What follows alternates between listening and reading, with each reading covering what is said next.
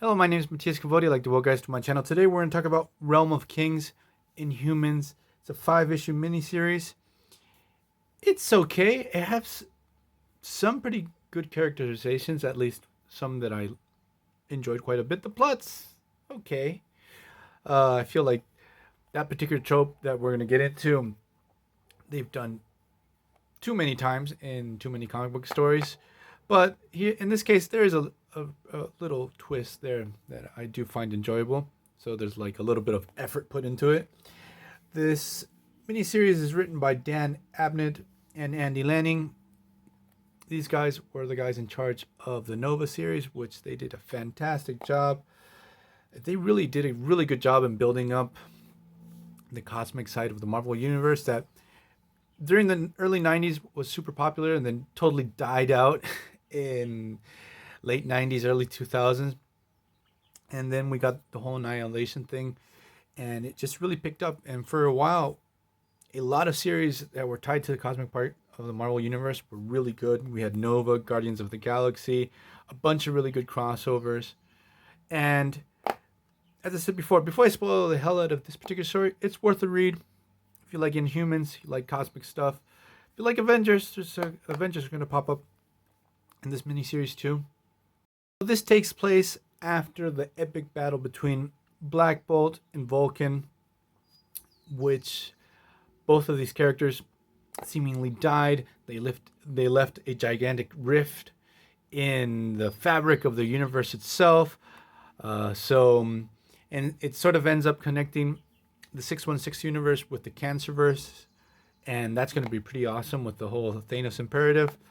And the Inhumans are actually the ruling elite of the Kree Empire now, which I really like the Inhumans in space. Like everything they did with the Inhumans in 2015 and onward, where they sort of tried to replace the mutants and the X-Men and stuff like that. That I didn't like too much, but this particular era of the Inhumans was pretty awesome. So we have Crystal. She's married. She got into like a political marriage with Ronan, the Accuser, to make the tie stronger between the Kree and the Inhuman people. And I really do like the relationship. It's really sweet. The dialogues and the interactions between both of these characters, and as this story progresses, they start liking each other. They start appreciating each other's presence. Possibly there's going to be a little bit more than just this political marriage. So I do like the relationship. At first, I didn't like the idea at all, but it's oddly really worked for me, at least within this miniseries. So we have this horde of negative zone bad guys. They're attacking a Kree city, and we have Gorgon, he's like the leader of the elite Inhuman forces. They take this guy down, and one of the interesting aspects of the story is that Gorgon's starting to become really popular amongst the Kree people. And Medusa, who is now the leader of the whole Kree Empire, is not going to be liking this too much. That he's sort of like taking the wind from under her wings. He's becoming more popular, and he's sort of becoming like a political risk, even though he has no political ambition whatsoever. So we have Medusa. She's the big cheese in the Kree Empire. We have Karnak and Maximus the Mad. I couldn't remember his name.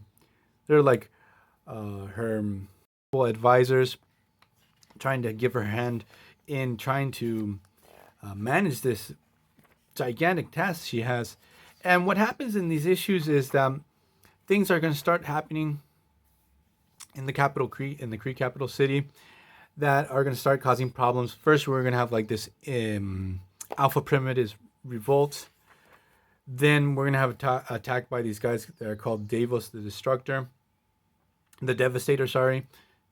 Characters are pretty weird because they're like hardcore pacifists, and since the Kree were at war with the Shi'ar, now they have Davos has arrived to make them pay because they broke the peace, so that he's going to level the whole the whole capital.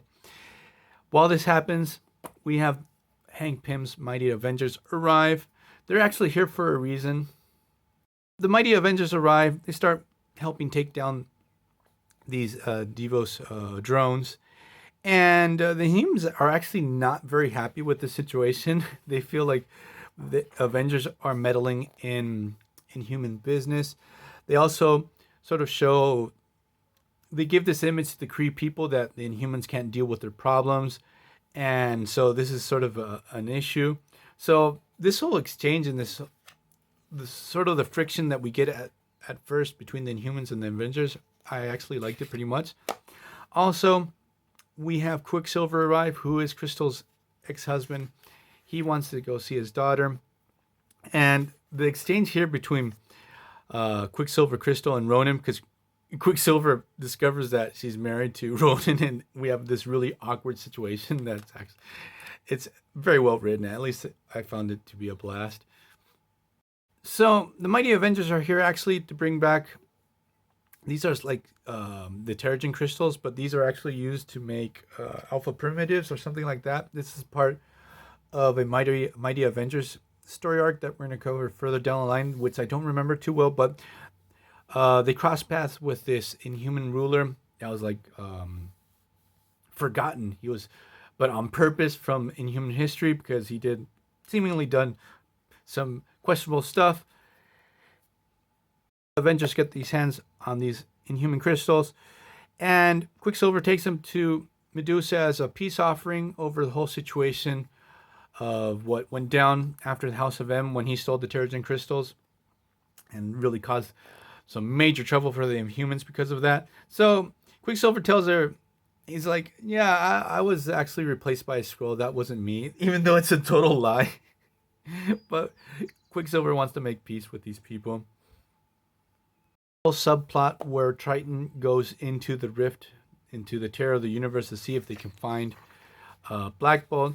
That part of the story sort of just goes nowhere. Like it has a reason in being, but it's just, it really doesn't add too much to this particular story. But what happens is more and more attacks start taking place in the Kree capital city. So Ronan and Crystal go to investigate. They find these two evil scientists that are the ones behind these attacks. And what we discover actually is that one of these scientists is not a scientist at all. He's actually an android, and he's being controlled by Maximus the Mad. So we have sort of the situation. Maximus is back to being a villain. Oh boy, oh boy. So we get this cover. Maximus is evil. Gorgon and company arrive. They tell I couldn't remember his name. It's like Karnak, when he sees the situation, is, oh man, again he went evil. Like some of the dialogues are really good. So they're trying to hunt down Maximus, try to find out what's happening. And the big mystery of the story is actually Maximus is working under Medusa's orders, and she's actually provoking these situations.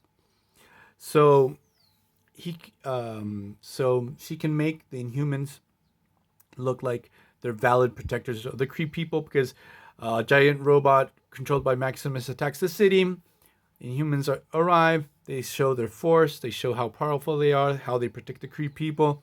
So it's like this idea of this external threat will unite the people, and the Kree are going to be okay with the Inhumans. Something we've seen a billion times before, but it has a nice little twist. And it's pretty well written anyways. So it's a pretty enjoyable story outside of that. Then we have Triton. He comes back. He's infected. The whole ship is infected by the cancer virus, so they have to sort of deal with that.